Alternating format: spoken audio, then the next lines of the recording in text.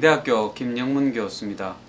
오늘은 창업과 관련해서 몇 가지 사항들을 말씀을 드리겠는데요. 회사를 설립하거나 또 공장을 이렇게 설립하는 그런 사항과 관련된 몇 가지 사항들을 조금 말씀을 드리겠습니다. 첫 번째는 사업자 등록을 하지 않아도 되는 경우가 있습니다. 두 가지 경우가 있는데요. 첫 번째는 보관 관리 시설만 갖춘 하치장을 이렇게 설치하고 10일 안에 관할 세무소에 하치장 설치 신고를 한 경우에는 굳이 사업자 등록을 하지 않아도 된다는 것이고요. 자, 두 번째는 기존 사업장에 있는 사업자가 각종 경기대회라든지 또 박람회, 국제대회 등이 개최된 장소에 임시사업장을 개설하는 그런 경우를 말합니다.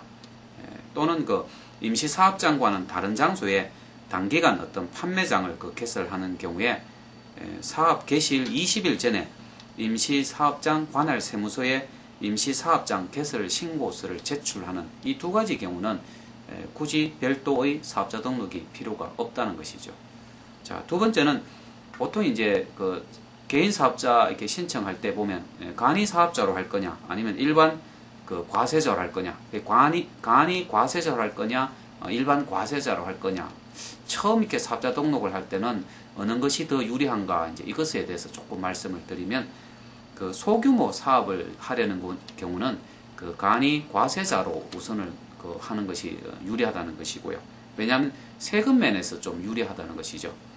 하지만 이제 좀 어떤 사업 비중에 따라 일반 과세자로 처음 사업자 등록을 하는 것이 좀 더 유리한 그런 경우도 있습니다. 예를 들어서 원자재 비중이 높아서 부가가치세 매입세 공제를 받는 일이 많은 경우에 또는 세금 계산서 발급이 꼭 필요한 그런 경우는 일반 과세자로 하는 것이 좋다는 겁니다. 그래서 사업자 등록을 처음 할 때 이 간이 과세자로 할 거냐 일반 과세자로 할 거냐의 선택은 이 장점과 단점을 좀 알아보시고 하는 것이 세금 면에서 훨씬 더 유리할 수 있다는 그런 이야기입니다. 자, 세 번째는 사업자 등록을 좀 늦게 하면 어떤 일이 발생할까라는 이야기입니다. 일반적으로는 사업을 개시한 날로부터 20일 이내에 사업자 등록을 하도록 되어 있습니다. 늦게 되면 간단하게 말씀드리면 가산세가 부과된다는 것이죠. 개인 사업자는 1%, 또 법인 사업자는 2%의 가산세, 매출액에 대해서 가산세를 물도록 되어 있다는 것이죠. 자, 그 다음에는 사업자 등록 정정 신고를 해야 되는 경우가 있겠죠. 예를 들어서 한 5가지 경우로 우리가 말씀드릴 수가 있는데요. 상호가 이렇게 변경되는 경우, 또 사업의 종류를 변경하거나 새로운 사업의 종류를 추가하는 경우, 또 세 번째는 사업장을 이전하는 경우, 네 번째는 상속으로 사업자의 명의가 변경되는 경우, 또 다섯 번째는 공동사업자의 구성원 또는 출자 지분이 이렇게 변경되는 이런 경우는 이 사업자 등록 정정 신고를 하도록 되어 있습니다.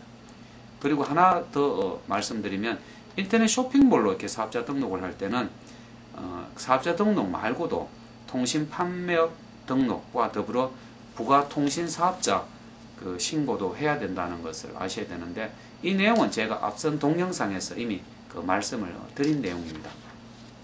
자, 그 다음에는 공장을 설립하는 경우가 있겠죠. 이런 경우 이제 어떻게 할 것이냐 보면 공장 설립 같은 경우는 창업 사업 계획 승인 제도라는 게 있습니다. 창업 사업 계획 승인 제도라는 것이 있는데, 이 제도를 이용하게 되면 이 개발 부담금이 50% 이렇게 감면될 수가 있습니다.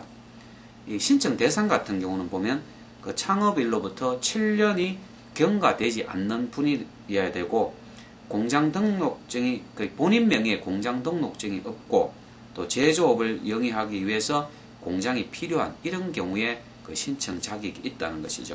또 기존에 등록된 공장과 다른 업종을 하는 경우에 또 가능하다는 겁니다. 그래서 기존에 공장 등록된 업종과 다른 업종을 영위하는 임대 공장으로 등록된 사업자, 이런 경우에 공장 등록이 가능하다는 거죠. 또 이 공장 설립 신청자 같은 경우는 이제 몇 가지 서류를 구비해서 시, 군, 구청에 민원실에 제출을 하면 되는데, 그 창업사업 계획 승인 신청서라는 게 있습니다. 그 다음에 부동산 권리자의 사용 동의서라든지 또 뭐 그 같은 법 동법 제21조 사항의 규정에 의해서 그 정하는 몇 가지 서류를 그 제출하면 되는데 그 용어를 제가 한 번 더 이렇게 말씀을 드릴게요. 창업사업 계획 승인 제도라고 해서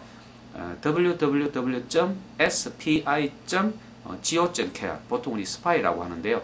spi.go.kr에 가셔서 창업사업 계획 승인 제도를 검색하시면 이 공장 등록에 대한 자세한 내용들을 볼 수가 있습니다.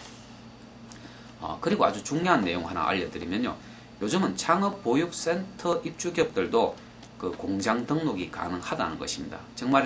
정말씀드려서 전국에 한 270여 개 장소에 설치된 창업보육센터에 창업하는 경우도 그 사무실을 그 공장으로 등록이 가능하다는 거죠. 이 벤처기업 육성에 관한 특별조치법이 개정되면서 2005년 10월부터 그것이 가능하게 되었습니다. 그래서 창업보육센터 입주를 하셔도 얼마든지 공장 설립을 할 수 있다는 것입니다.